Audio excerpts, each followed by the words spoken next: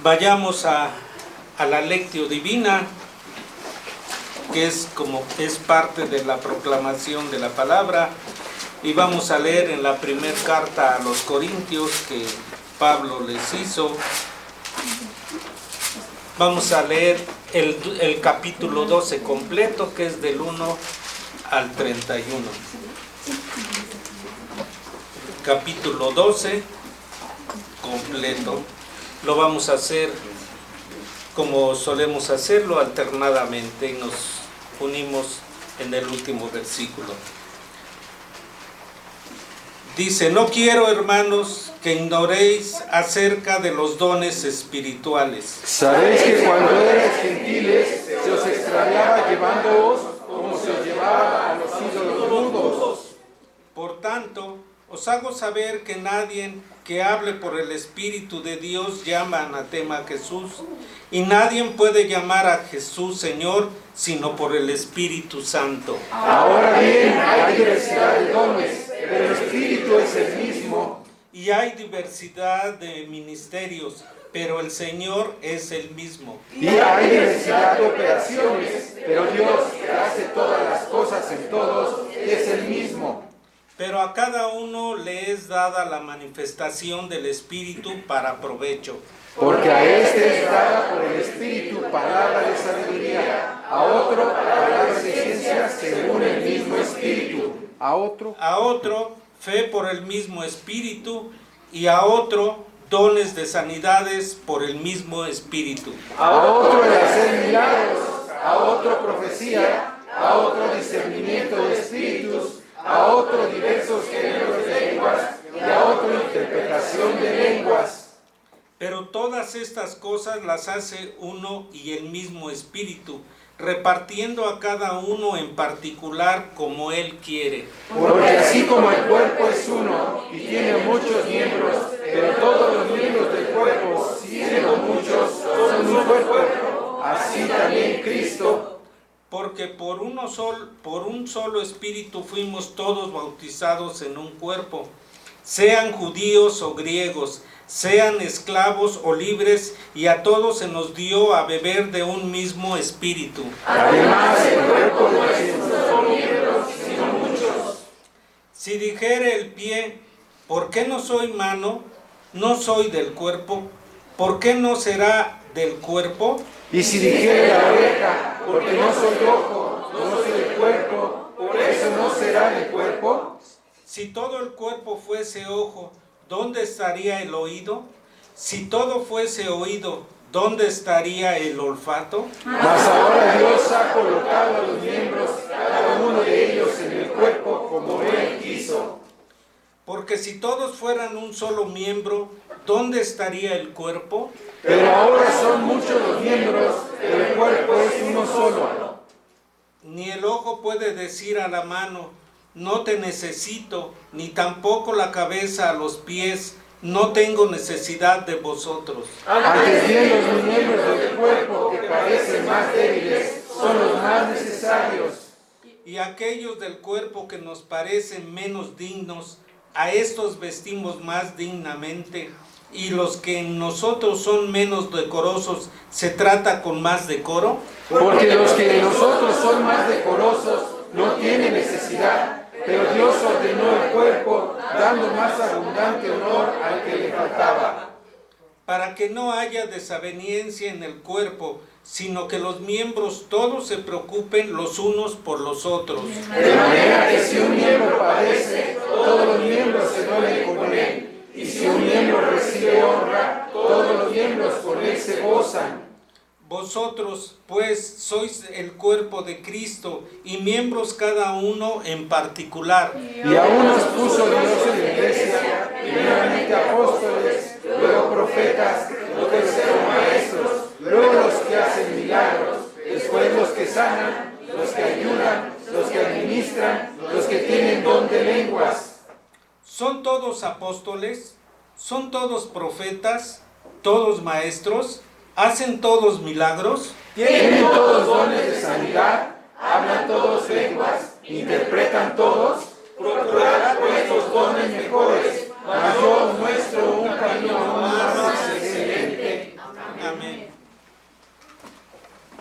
vamos a responder entonando la alabanza 232, oíd, oíd lo que nos manda el Salvador. De la 10ª parte del himnario en la iglesia, su misión y servicio.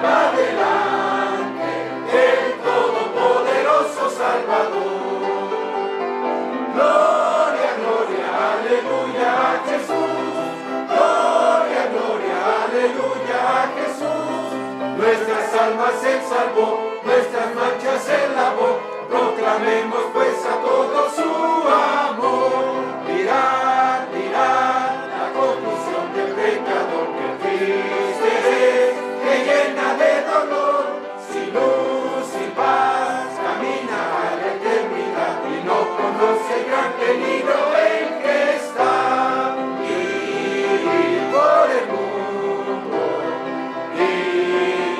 predicar el Evangelio y va adelante el Todopoderoso Salvador. Gloria, gloria, aleluya a Jesús. Gloria, gloria, aleluya a Jesús. Nuestras almas Él salvó, nuestras manchas Él lavó. Proclamemos pues a todos su amor. Salid, salid, embajadores del Señor, buscad, buscad al pobre pecador, aprovechad el tiempo que el Señor nos da, pues pronto el día de salud acabará. Vivid por el mundo y predicad el Evangelio y va adelante el Todopoderoso Salvador. Gloria, gloria, aleluya a Jesús. Gloria, gloria, aleluya a Jesús. Nuestras almas Él salvó, nuestras manchas Él lavó. Proclamemos pues a todos su amor. Pensad, pensad, la hora nuestra llegará. Jesús vendrá, su reino a disfrutar. De mar a mar habrá prosperidad y paz. Sus alabanzas cantará la humanidad. Y por el mundo y predicar el Evangelio y va adelante el Todopoderoso Salvador. Gloria, gloria, aleluya a Jesús. Gloria, gloria, aleluya a Jesús. Nuestras almas Él salvó, nuestras manchas Él lavó. Proclamemos pues a todos su amor.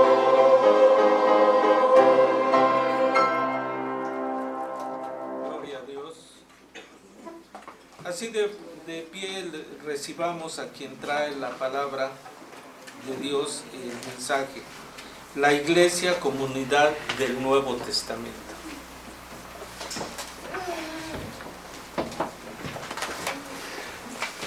Tomen su lugar, por favor.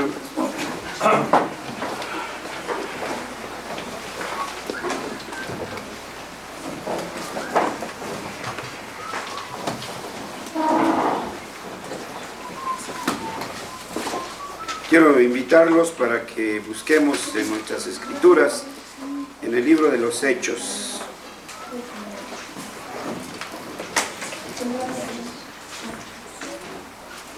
En el capítulo 2 vamos a fijar nuestra atención de los versículos 41 al 47. Hechos 2, del 41 al 47. Y quiero invitarlos para que hagamos esta lectura todos unidos, son pocos versículos. Leemos entonces, la escritura dice así.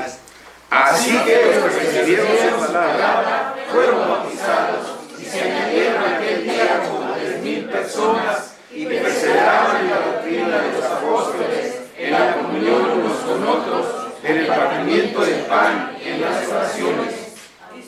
Y sobrevino temor a todas las personas, y muchas maravillas y señales eran hechas por los apóstoles. Todos los que habían creído estaban juntos y tenían en común todas las cosas, y vendían sus propiedades y sus bienes, y los repartían todos según la necesidad de cada uno, y perseverando unánimes cada día en el templo, y partiendo el pan en las casas, comían juntos con alegría y sencillez de corazón, alabando a Dios y teniendo favor con todo el pueblo, y el Señor añadía cada día a la iglesia los que habían de ser salvos. Amén.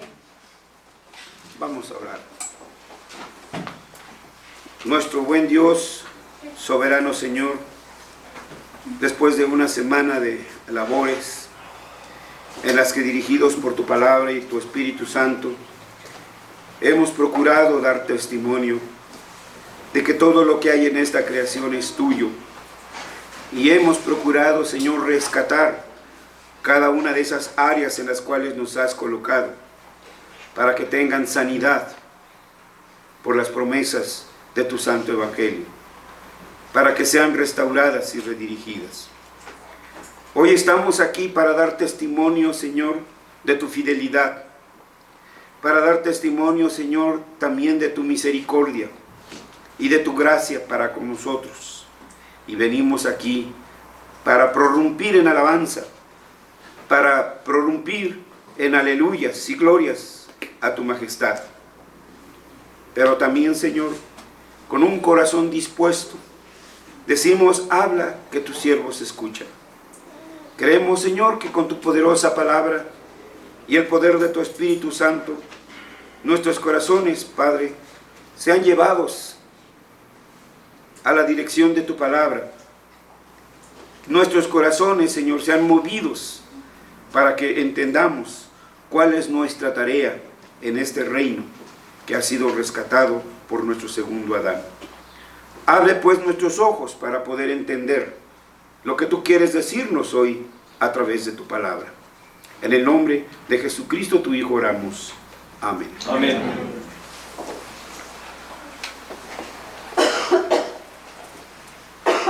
Cuando Juan el Bautista y también el mismo Señor iniciaron su ministerio, lo hicieron con estas palabras: el reino se ha acercado, el reino se ha cumplido. Y luego una demanda: arrepentíos, etc. De manera que lo que tenemos aquí es el cumplimiento de los tiempos. Aquellos que habían sido ya anunciados por los patriarcas y anunciados también por los profetas. Así que, con la encarnación, la muerte, la resurrección y la ascensión del Hijo de Dios, llegó la plenitud del cumplimiento de los tiempos, tan anunciado por los patriarcas y los profetas. Cristo entonces estableció el inicio de los últimos tiempos. Con ello,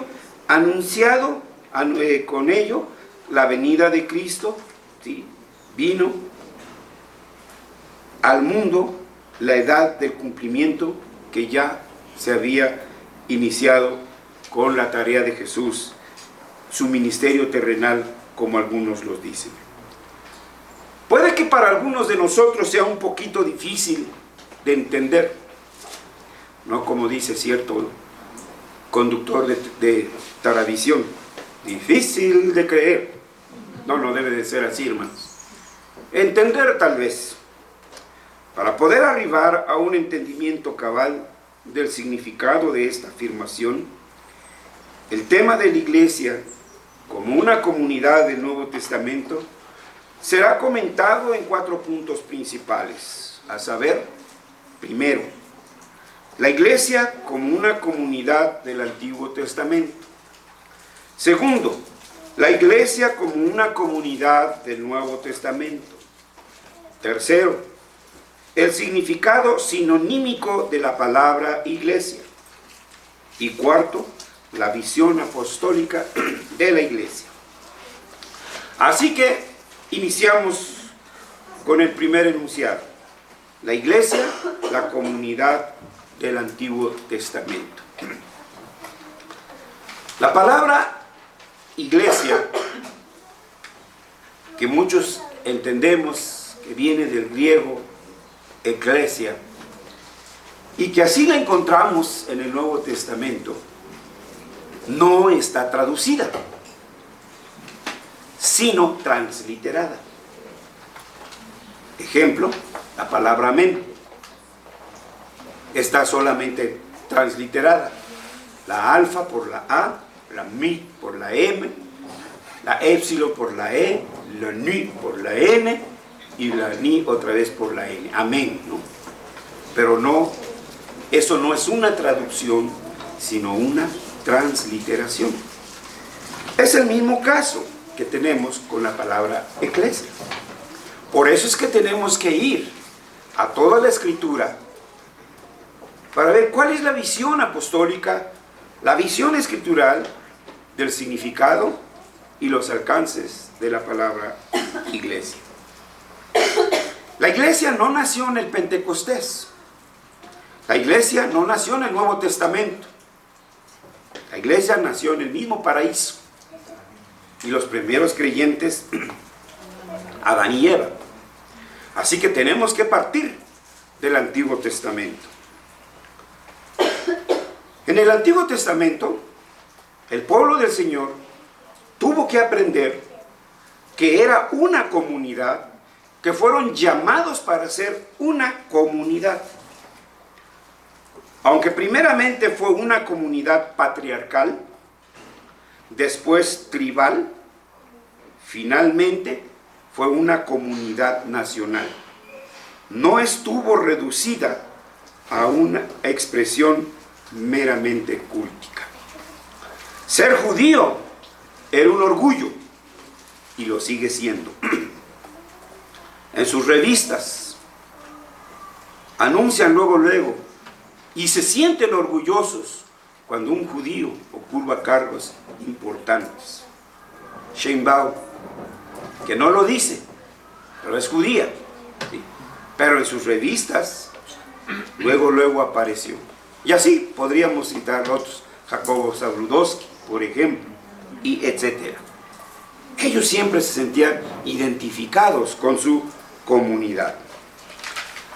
La fe de este pueblo estaba dirigida por las Sagradas Escrituras del Antiguo Testamento. Y esta fe era expresada no solamente en los momentos cúlticos, sino en todos los aspectos de la vida cotidiana. Uno y mil ejemplos podríamos citar de las mismas Escrituras, donde nos demuestra que la Escritura no solamente era para dirigir el culto, para conducirse dentro del culto, sino para cada una de las acciones de nuestra vida cotidiana. En el Antiguo Testamento, en primer lugar, vemos que la comunidad patriarcal era más que una familia. Era una comunidad que abarcaba todas las acciones de la vida alrededor del patriarca, entre los cuales incluían asuntos del culto, la defensa militar. ¿Se acuerdan cuando secuestraron a Lot? Abraham juntó sus huestes y con sus cuernos de chivo fue a, bueno, todavía no existían, ¿verdad? Por supuesto, fue a rescatar a su sobrino. Recuerdan también en la guerra entre los filisteos e Israel y la intervención de David. La Escritura también formó parte. ¿Quién es este incircunciso que viene a insultar? Cuando se enfrenta a Goliat, tú vienes con espada, tú vienes con jabalina, pero yo, por lo que aprendí en la academia militar, En el nombre. No, si era pastor, ¿qué dijo? En el nombre de Jesús. Entonces no había acción separada. Todo estaba dirigido por las Escrituras. El derecho civil.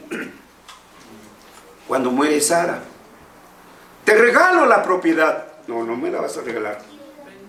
Véndemela. Pero ahora todo queremos regalado. Pues es hermanito, ¿no? Somos hermanitos, ¿no? Abraham dijo, y aquí está un papel, y se firmó un papel. El matrimonio. ¿Se acuerdan por qué los hermanos de Dina acabaron con toda esa generación de varones? Sí, sí. No era solamente eso. El pacto, ¿sí? Porque el muchacho fue y pidió la mano. Y yo creo que cualquier papá, para salvar el honor de la hija, hubiera dicho que sí. Pero ¿qué dijeron ellos? No, ¿verdad? Entonces, vean la expresión, hermanos, de la vida, donde hay una convicción, donde estamos de veras convencidos de cada principio de las Sagradas Escrituras. Así que fuera esto o fuera lo otro, todos estos asuntos eran tratados comunitaria y escrituralmente. En segundo lugar, Israel como nación se organizó en diferentes estructuras sociales. Cada una tenía bien definida su responsabilidad y su propia autoridad, independiente de las demás, pero cohesionadas por la misma visión de servicio y adoración. El sacerdote sabía muy bien lo que tenía que hacer. Joab, el general, sabía lo que tenía que hacer. Abner, el general, sabía lo que tenía que hacer. El rey sabía lo que tenía que hacer. Pero todos estaban dirigidos por las Escrituras y por el sentimiento de pueblo, nación o comunidad. Es decir, cohesionadas por la misma visión de adoración y servicio. Todos actuaban en sujeción a Dios y en obediencia y dirección de la Sagrada Escritura. Esto ya lo vimos en sesiones anteriores y con cierta amplitud. Pero ahora, con la llegada de nuestro Señor Jesucristo, nace una nueva expresión de esa comunidad. Y ahora esa comunidad ya no es llamada Cajal. Ahora esa comunidad es llamada Eclesia. La iglesia del Nuevo Testamento no fue diametralmente opuesta a la iglesia del Antiguo Testamento. Ciertamente había que romper con la idea de una iglesia nacionalista para convertirse en una iglesia universal. Pero esta nueva comunidad de fe era la continuidad de la comunidad del Antiguo Testamento. Pablo decía que no era judío el que lo era de nacimiento, el que era incircunciso de la carne, sino el que incircunciso de corazón. Aunque les duela a los judíos, les duela a Netanyahu, pero yo también soy judío y ustedes también son judíos. Claro que ellos no lo entenderían así. La iglesia del Nuevo Testamento, qué bueno que ya lo van a quitar, ¿verdad? Bueno, quién sabe, quizá. No, eso es su problema interior. Uno no entiende muchas cosas, pero sí están problemas muy serios, Israel, problemas políticos, por supuesto. La iglesia del Nuevo Testamento, igual que la del Antiguo Testamento, debería ser una comunidad todo abarcante y no solamente una comunidad cúltica. Fue llamada, como dice el apóstol Pedro, para anunciar las virtudes. ¿De quién? De Dios.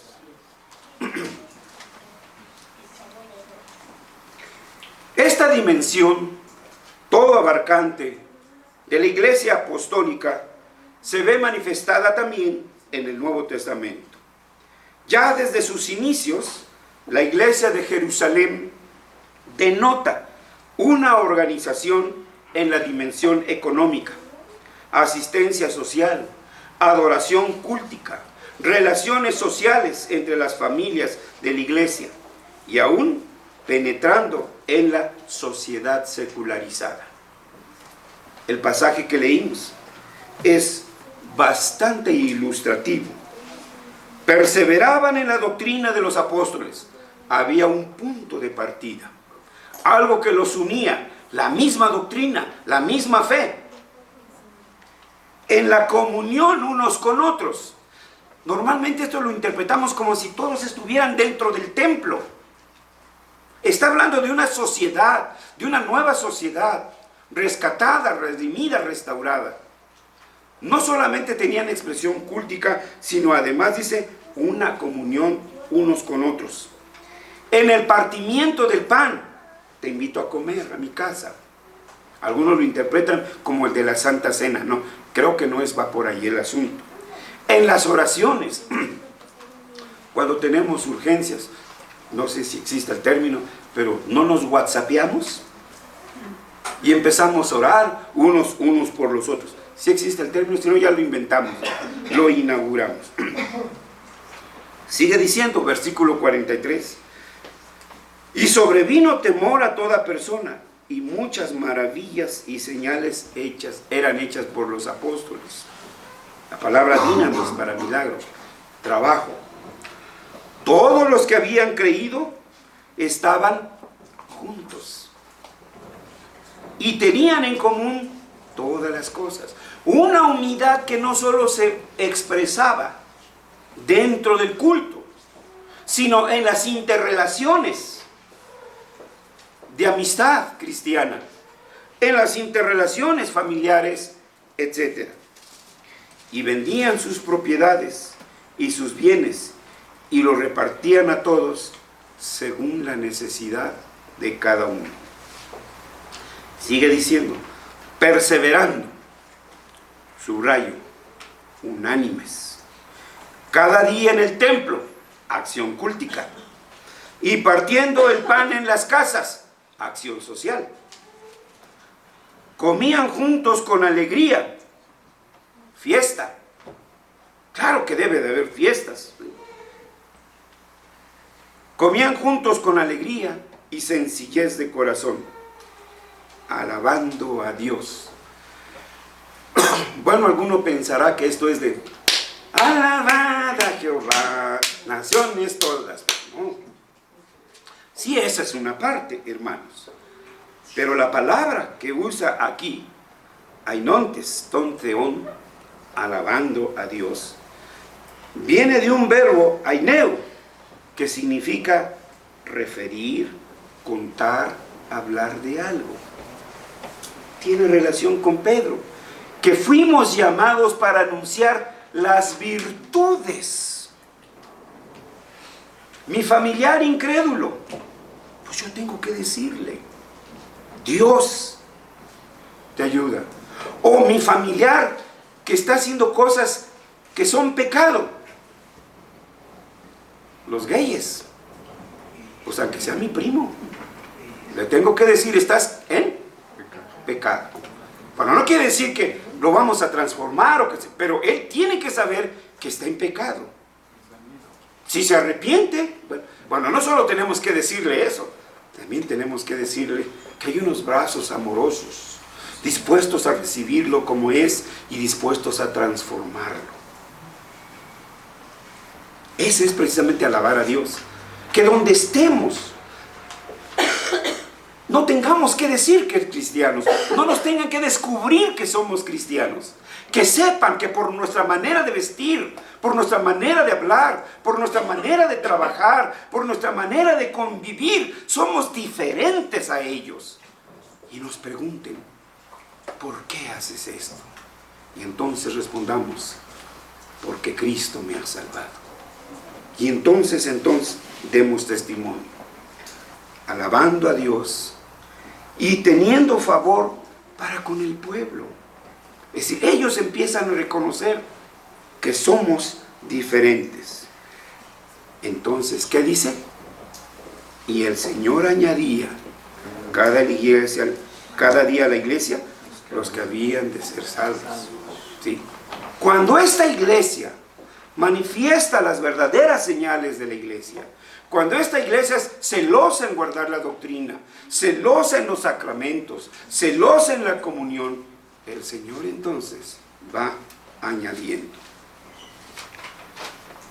En otra parte, el apóstol Pablo urgió a la iglesia de Corinto para que se organizara en una comunidad jurídica para dirigir los litigios entre los hermanos, a fin de que no tuvieran que recurrir a las autoridades paganas, sino para acordar sobre asuntos de esta vida. Ejemplo que tenemos ahí, 1 de Corintios 6, del 1 al 7. No era un asunto de moral, no era un asunto de doctrina. Era ese que cuando tienen pleito, tienen que ir a fuerzas a la alcaldía, al MP. ¿No tenemos abogados cristianos que nos pueden ayudar? Primero recurramos a eso. Primero entre nosotros. Entonces vean ahí, no era una actividad cultica. Eso es lo que tenemos que hacer diferencia, hermanos. Cuando vemos la Biblia no es un manual de liturgia, no es un código de ética. Contiene principios culticos, contiene principios morales, pero es el libro de la totalidad de la vida. La carta a Filemón, otro ejemplo, no trata de asuntos eclesiásticos, sino de la visión cristiana de las relaciones obrero-patronales. ¿O no lo ven así? Un esclavo, un empleado, huye, así lo ha de haber tratado a lo mejor su patrón, no lo sé, no lo dice. Llega con Pablo, es evangelizado, y dice Pablo, bueno, pues a mí me gustaría que estuviera aquí para que me ayudara. ¿Pero qué dice? Vuélvete con tu patrón. Y le da instrucciones a Filemón. Así y así lo debes de tratar. Entonces, vean las escrituras. No es solamente para el culto, lo es y debe de hacerlo y no debemos de dejar de hacerlo. Ya de nuestros púlpitos ha desaparecido, como lo he dicho en muchas ocasiones, la Biblia de púlpito. Y así se llamaba, así la pedía uno cuando iba a las librerías. Y era puesta en el púlpito para indicar que las escrituras nos abrían el camino para llegar a Dios, para indicar que esta iglesia se dirigía por las escrituras. Hoy nuestros púlpitos ya no están diseñados así. Tenemos nuestra Biblia de púlpito, está allá en la biblioteca, está bien bonita, está bien guardada. Pero aquí, ¿la verían ustedes si la pongo aquí? Entonces vean, las escrituras eran presentes para dejar ver que la totalidad de nuestras vidas está dirigida por las escrituras. La iglesia no significa culto. ¿Qué significa la iglesia? Bueno, aquí pasamos entonces al tercer punto. El significado sinonímico de la palabra iglesia. Bueno, esa palabrota sinonímico no quiere decir más que sinónimos, ¿sí? Viene de la palabra sinónimos. Para reforzar esta idea de comunidad, veamos los términos que son usados en las Escrituras. En el Antiguo Testamento se emplearon dos palabras para designar al pueblo del pacto: Cajal y Edá. Cajal significa llamar a reunión de los designados, es decir, de los elegidos. Así, hermanos, así se entendía la palabra Cajal. Aunque hoy en día diversos comentaristas lo usan como sinónimo de iglesia, en un principio esta palabra designaba la comunión de los designados y se refería al pueblo de Israel en sus distintas actividades, las cuales incluían, por supuesto, también la actividad cultica en el Shabbat. En el Nuevo Testamento también se encuentran dos palabras para iglesia. Y en la Septuaginta encontramos la palabra sinagogue, es decir, la palabra conocida y usada en los tiempos de Jesús. Por ejemplo, Lucas 4:15 dice que Jesús iba, ¿qué? ¿A dónde? A la sinagoga. También iba al templo, ¿recuerdan? ¿Sí? Bueno, entonces iba a la sinagoga. Entonces, en los tiempos del ministerio de Jesús, se manejaban estas dos palabras, sinagoga y eclesia. La palabra sinagoga, del griego, sin, aunque se escribe sun, pero se pronuncia sin, que significa juntar, y agó, que significa llegar, llegar juntos, estar juntos. En los tiempos apostólicos se consolidó el término eclesia, ek-klesia, que hoy conocemos como iglesia, aunque como lo mencionaba hace un momento, la palabra no ha sido traducida, sino transliterada. Eclesia viene de dos palabras, ek y kaleo. Ek significa de, sacado de, y kaleo, llamar. Entonces la idea de eclesia es sacado de entre las muchedumbres. Es decir, tú ya no perteneces a los Panchos Nopales. Tú ya no eres de los San Juanes de las esquinas. Tú ya no tienes que andar con las filisteas o con los filisteos, según el caso. Tú eres una nueva comunidad, la comunidad redimida, que adora así en el culto, pero que alaba también con su trabajo. Por ello, es válido decir que la iglesia es la comunidad del Nuevo Testamento. La iglesia es la comunidad de la raza redimida, llamada y sacada del mundo para volver al mundo, pero para transformarlo, no para ser absorbido por él. Y así arribamos al cuarto y último punto, la visión apostólica de la iglesia. Las cartas apostólicas, Romanos, etcétera, etcétera, claramente dejan ver que los apóstoles vieron la iglesia como algo más que un mero grupo cultico, semejante a los que ya existían por esa época. Había muchos grupos que se expresaban culticamente.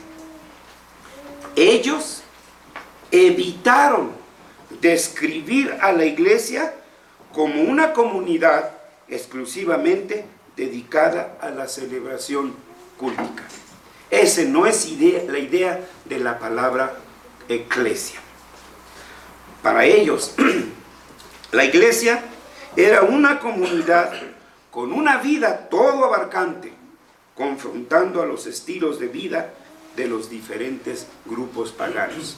Vean, confrontando los estilos de vida, no para ser absorbidos y arrastrados por los estilos de vida. ¿Ven? ¿Qué diferencia hay a lo que hemos sido llamados? Lo curioso de todo esto es que estas tres palabras, kaleo, cajal y sinagoga, no solamente esto que he dicho de llamados de la muchedumbre, llamados para esto, sino que cada una de estas palabras, cuando uno va a los lexicones, otra de las acepciones para cada una de ellas es comunidad. Eso es lo que significa eclesia, comunidad. Comunidad que se reúne culticamente.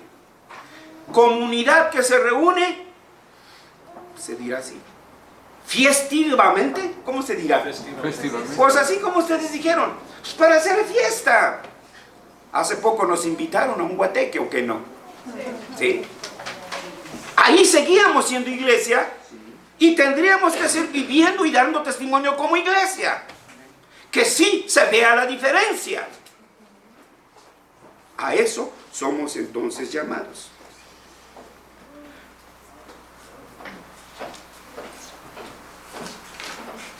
No es que se condenen entonces las actividades sociales, sino el hecho de uno que debe de ser una distinción entre un acto cultico y un acto social.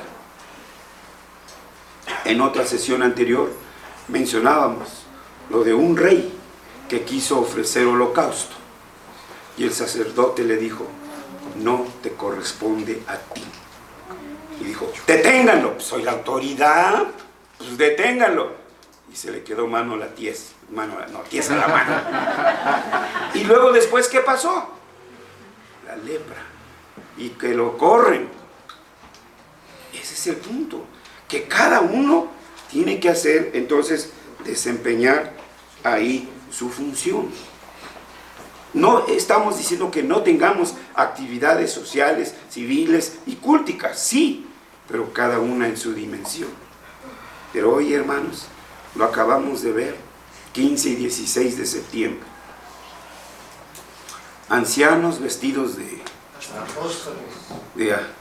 pues hubiera sido así, hermanos, sí. Pastores predicando con guayaberas y toda la cosa. Hermanos, nada más veamos. López Obrador estaba en oficio y se vistió con la dignidad del oficio, ¿sí?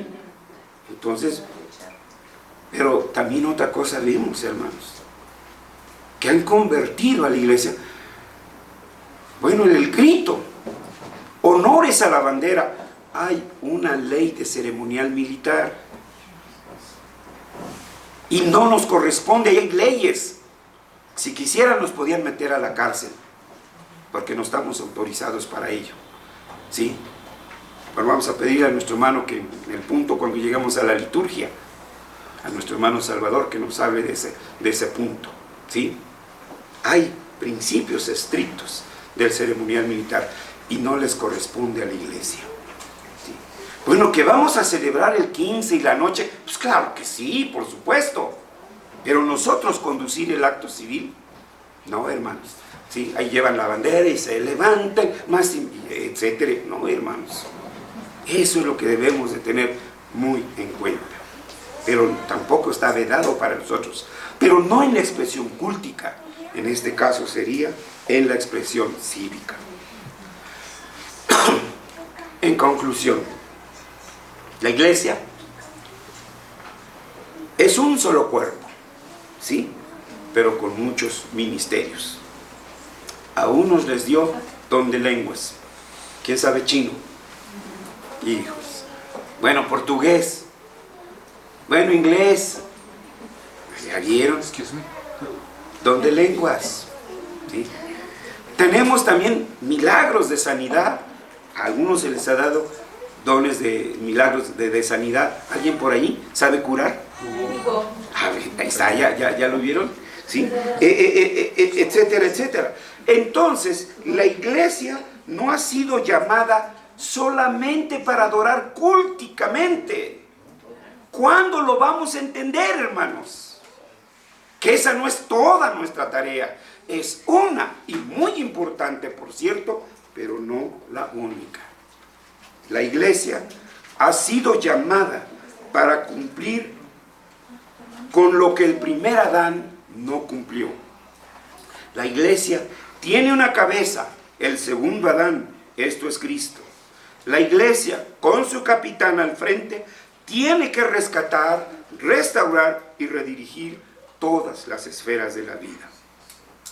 Ustedes han visto ya una noticia ahí en el boletín, los 50 y 60 años del hospital. El Hospital Evangélico y la Facultad Evangélica de Medicina en Curitiba, Brasil. En este mes de septiembre cumplieron 60 y 50 años de existencia respectivamente. Pero no solo es ellos, también en El Salvador, también en Guatemala, la Universidad Presbiteriana Mariano Gálvez. Bueno, no sé si se sigan con principios reformados, pero por lo menos el nombre de presbiteriano lo tienen. De este ministerio del Hospital de Curitiba y la Facultad Evangélica, oigan bien, no lo pude poner todo ahí en el boletín. Todo comenzó un 25 de junio de 1943. No un julio de ¿Fide cuándo comenzó? Julio. Todo comenzó un 25 de junio de 1943. Algunos de nosotros todavía no nacíamos. Animados por el médico presbiteriano. Lo repito, lo subrayo y lo recalco. Médico presbiteriano, Parisio Zidade. 9 líderes evangélicos de Curitiba, Brasil, se reunieron para crear la Sociedad Evangélica de Beneficencia Pro Hospital Evangélico. Constituida la sociedad, se inició la búsqueda de un terreno y los recursos para el edificio. Hoy pueden ver las fotografías. Tiene la forma de un pentágono, como el Pentágono de Estados Unidos. El 5 de septiembre de 1959 fue inaugurado el hospital. Sueño cumplido. En enero de 1969 se formó la Facultad Evangélica de Medicina. En los años siguientes se agregaron las siguientes carreras: enfermería, fisioterapia, nutrición, psicología, medicina veterinaria y teología. Esas eran las universidades reformadas. No había seminarios. Ese es nuestro pecado de los presbiterianos. La historia continúa. Por supuesto, no todo ha sido para esta asociación miel sobre hojuelas. Han pasado por muchas vicisitudes, carencias económicas, ataques de afuera, disensiones de dentro. Pero ahí está su testimonio, ahí está su trabajo. Pueden investigarlo, hermanos, ustedes que son internautas. Martin Luther King dijo: I have a dream. Y luchó por ese sueño. E.P. Mesías. Do we have a dream? Yes. ¿Estamos dispuestos a luchar por esos sueños? Sí. Barack Obama dijo: we can, yes we can. Y cuando terminó su mandato dijo: we did. Lo hicimos. E.P. el Mesías: cuando estemos en la presencia del Señor, podremos decir: yes, we did. Ahí está el reto, hermanos. López Obrador, que tengo que aclararlo, no es santo de mi devoción, pero perseveró y lo logró. Y dijo: me canso ganso, pero llegó. E.P. Mesías: estamos dispuestos a luchar, perseverar para hacer nuestra la tarea cumplida. La pregunta crucial ahora, hermanos, y siempre será: ¿dónde? ¿Cómo? ¿Y cuándo? Si no soy yo, ¿quién lo hará? Si no es aquí, hermanos, ¿dónde comenzaremos? Y si no es hoy, ¿cuándo iniciaremos?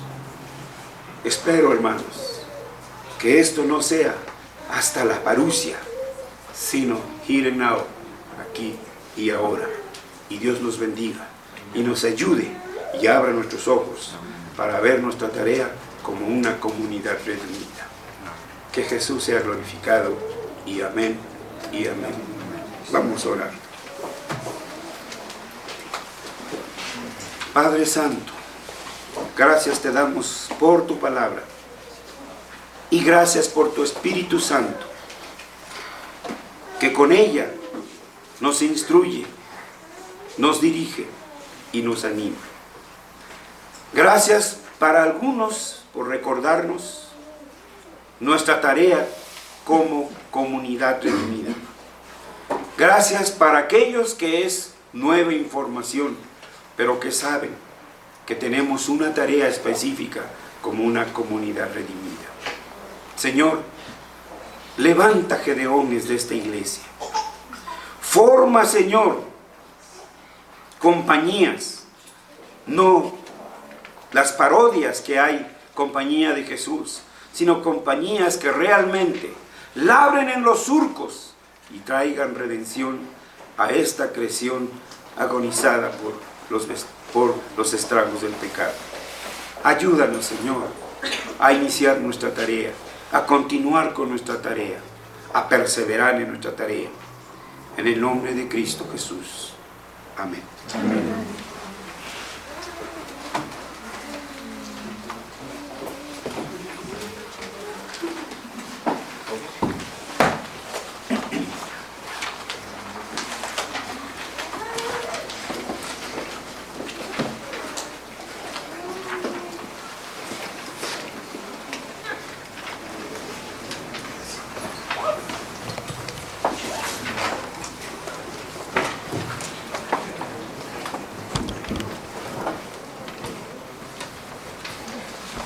Gracias a Dios por su palabra, por la vida de nuestro hermano que día es sábado. Domingo a domingo nos comparte el mensaje del Señor. Vamos ahora a responder a este mensaje con la alabanza 181, para andar con Jesús. De la séptima parte del himnario, confesión, perdón y salvación.